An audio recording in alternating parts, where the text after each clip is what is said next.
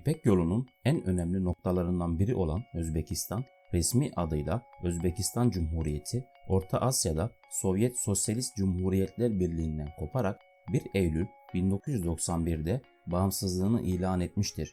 29 Aralık 1991 tarihinde düzenlenen referandumla bağımsızlık ilanı onaylanmıştır. Özbekistan'ın başkenti Taşkent, Orta Asya'nın en büyük başkentidir. Nüfusu 2017 verilerine göre 32 milyon olan Özbekistan'ın yüz ölçümü 447.400 km²'dir. Resmi dili Özbekçedir. Ülkenin en büyük gölü Aral'dır. Aral Gölü aynı zamanda dünyanın en büyük 4. gölüydü. Son yıllarda aşırı sulama nedeniyle eski yüz ölçümünün %90'ını kaybetmiştir.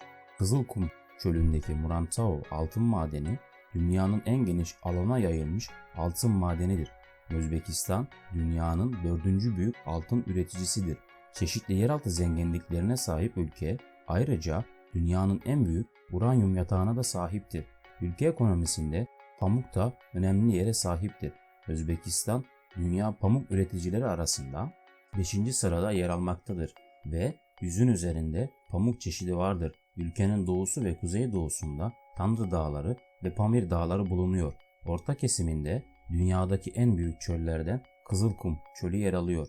Orta Asya'nın en kalabalık ülkesi Özbekistan'ın nüfusunun 2050 yılında 41 milyona ulaşarak eski Sovyetler Birliği ülkeleri arasında Rusya'dan sonra ikinci olması bekleniyor.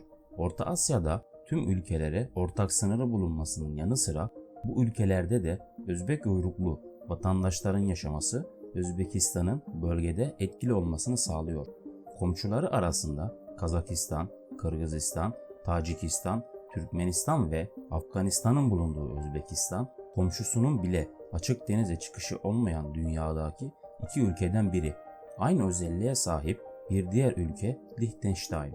Özbekistan, uluslararası finans kuruluşları öngörülerine göre gelecek 10 yılda dünyada en hızlı büyüyecek ülkeler arasında yer alıyor.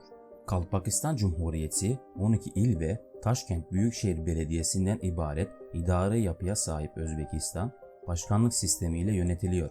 Özbekistan'ın kısa tarihi ise şu şekilde. Orta Asya'da ilk Özbek hakimiyeti 16. yüzyıl başında Semerkant'taki Son Timur Hanedanı'nı yenerek Maveraünnehir'de kendi devletini kuran Muhammed Şeybani Han ile başlamıştır. Bu hakimiyet 18. yüzyıla kadar sürmüş ve yerini aynı yörede kurulan Hive ve Hokant hanlıklarıyla Buhara emirliğine bırakmıştır. Çarlık Rusyası'nın bölgedeki ilk hakimiyeti 1867'de merkezi Taşkent olan Türkistan Genel Valiliğinin kurulmasıyla başlamıştır. 10 yıl içinde Hokant Hanlığı'nın Fergana'da kalan son topraklarının da ele geçirilmesiyle tamamlanmıştır. 1 Kasım 1917'de ise Bolşevikler Taşkent'e girip egemenliklerini ilan etmiş ve 1924 yılında da bugünkü Özbekistan topraklarını içine alan Özbekistan Sovyet Sosyalist Cumhuriyeti kurulmuştur. Sovyetler Birliği'nin dağılması ile de bağımsızlığına kavuşmuştur. Orta Asya ülkeleri arasında ilk metroya sahip olan ülke Özbekistan'dır. Semerkant ve Buhara şehirleri tarih boyunca ilim ve kültür merkezi olmuştur. Bu şehirlerde Biruni, Ulubey, Kadızade-i Rumi, Alişir Nevai, Necmettin Kübra gibi önemli alim ve ilim adamları yetişmiştir.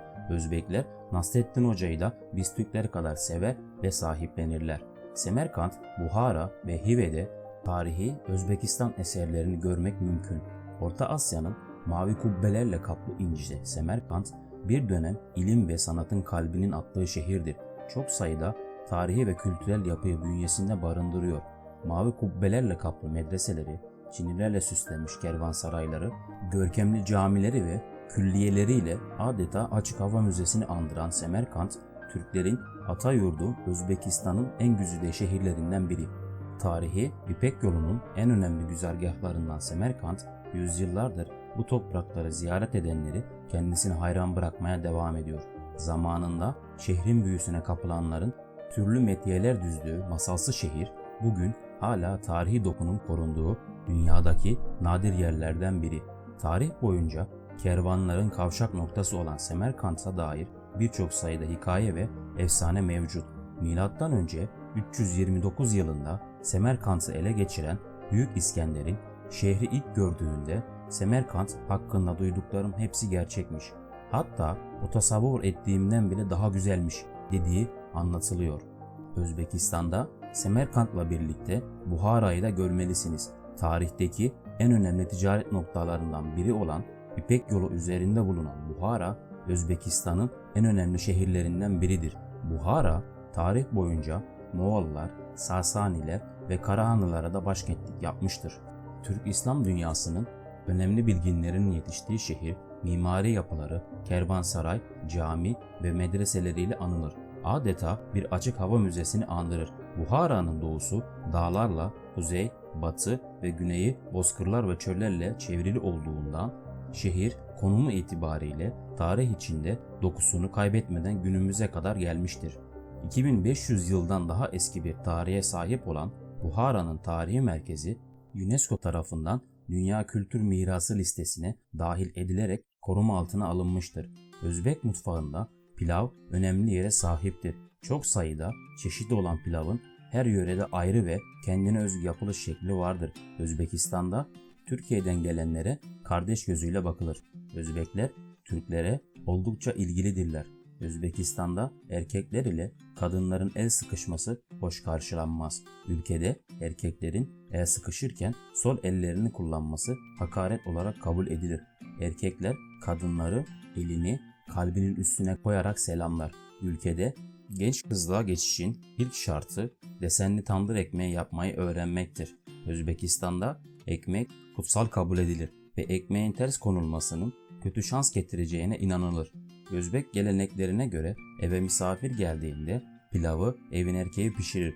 Ayrıca misafir evin giriş kapısından mümkün olan en uzak noktaya oturtulur. Özbek kandaşlarımız geleneksel aile anlayışlarında çok çocuklu olmaya önem vermişler ve çok çocuklu ailelerin güçlü aile olacaklarına inanmışlardır. Öyle ki Özbek Türkleri arasındaki "it ol, kuş ol ama çok ol" sözü bu anlayışın bir gereğidir. Bu anlayış hem çok çocuklu geniş aile olma isteğinin hem de Türk soyunun tek bayrak, tek buyruk altında toplanma arzusu gibi anlamlar taşır. Kültürel açıdan Türkiye Türkleri ile pek çok benzerlikleri bulunan Özbek Türkleri kadınların hamilelik döneminde tıpkı bizim gibi aşerme hissiyatına önem vermektedirler. Bunun dışında da Özbekistan'da bir anne adayı hamile olduğu süreç boyunca tıpkı bizdeki gibi çift canlı diye anılmakta. Hamilelik boyunca saçını kestirmemekte, fotoğraf çektirmemekte ve düğün eti yememektedir. Özbek kültüründe çocuklara güzel ad takmak ana babanın ilk görevi sayılmaktadır. Dahası bir çocuk yolculuk sırasında doğmuşsa genelde sefer, bir düğün sırasında doğmuşsa tayçi adını alır.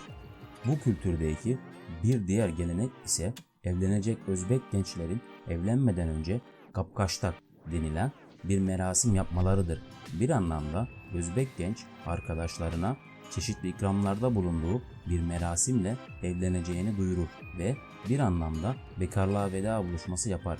Bu aynı zamanda bundan sonra arkadaşlarının ona evleneceği gerçeğine göre yaklaşıp sorumluluklarına saygı duymalarını bildirmek için yapılır.